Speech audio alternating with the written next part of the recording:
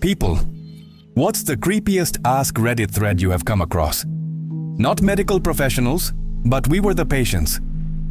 My daughter, who was 3 at the time, had to have a cavity filled.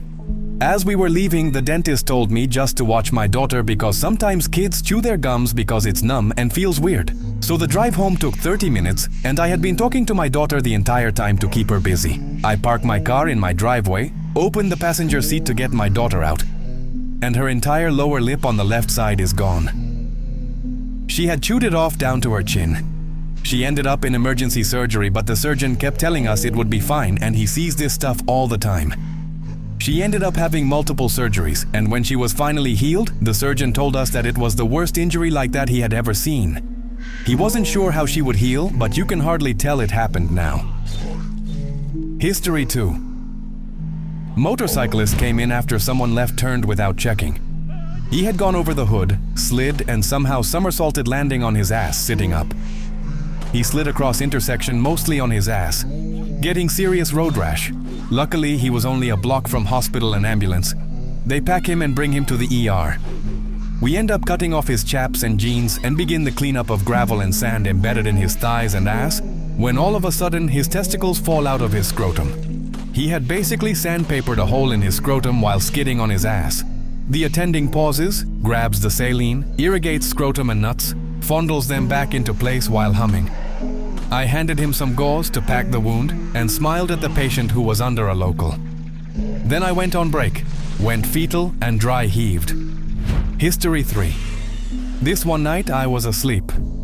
But it was that first stage of shallow sleep when you usually have the dreams of falling or something being thrown at your face that jolt you awake. I lived in an old house and someone had constructed this kind of loft shelving over my bed. Also of note, my girlfriend at the time kept her tarantula in its little terrarium on one of the other shelves above the bed. She's lying next to me at the time, sleeping on the outside of me, and I was sleeping on the inside next to the wall. So I've just fallen asleep, and my dream was, I was lying exactly where I actually was. It was just as if I had my eyes open. So I'm seeing the loft above my bed in my dream as it actually was. But I'm watching this massive spider on the underside of the loft above my head building a web. In the dream I was watching it carefully but didn't move like I very much would have if I were awake. And then all of a sudden, it starts rappelling down at my face, doing that weird creepy thing where they kind of wiggle all their legs as they descend, like a cartoon character rubbing their hands together before a big meal. As soon as it starts to repel, I get that jolted awake, terrified reaction, and I army roll over my sleeping girlfriend, grabbing her shoulder and rolling her off the bed to safety. We were both naked, mind you. And in a flash, I am standing at the far end of the room and I've turned on the lights. It was right then, looking back at the bed, with my hand on the light switch, my girlfriend on the floor, her legs wrapped in the blanket, propping herself up on her hands and giving me the most what the fuck look of confusion and disbelief and probably anger, that I realized it was a dream. I'm still standing there, kind of in shock myself because I felt like I made off the bed, saving her life, I thought. And to the light switch in what felt like 0.5 seconds. She, of course, responds, "What the fuck was that?" I turned off the lights and crawled back into bed. History 4. My wife and I woke up one morning to find all of the knives from our knife block in the sink and all of our butter knives in the knife block. A few weeks later, we came home from work to find a chair that we kept on the second floor, on the first floor in the kitchen. It was positioned as though someone had been watching the door. History 5. In the late 80s, there was a serial killer in my city, Craig Price, the Warwick slasher. From ages 13 to 15, he murdered 4 people, 2 women, 2 children, by stabbing some of them over 60 times. Anyways, I work with someone who was his neighbor and friend back then. Craig would often go to his house for dinner and did the night he murdered his first victim, a woman who lived 2 houses down. He seemed normal that night, my coworker recalled. You'd have no idea he just stabbed someone 58 times, like he was just a normal 13-year-old. History 6. There was a post about the perfect crime, and some dude wrote an essay reply on how to get rid of a body. It was super in-depth and covered things I don't think the average person would think about. like grinding the body up and slowly flushing it down the toilet, but make sure you take the toilet off and just send it straight down the pipe. Also, he includes timelines of when things needed to be done before they started to stink, etc. History 7. I have a pretty good track record for finding missing people. Most of the time, they just wander off the path or slip down a small cliff and they can't find their way back. The majority of them have heard the old stay where you are thing, and they don't wander far. But I've had 2 cases where that didn't happen. Both bother me a lot, and I use them as motivation to search even harder on the missing persons cases I get called on. The first was a little boy who was out berry picking with his parents. He and his sister were together, and both of them went missing around the same time. Their parents lost sight of them for a few seconds, and in that time both the kids apparently wandered off. When their parents couldn't find them, they called us and we came out to search the area.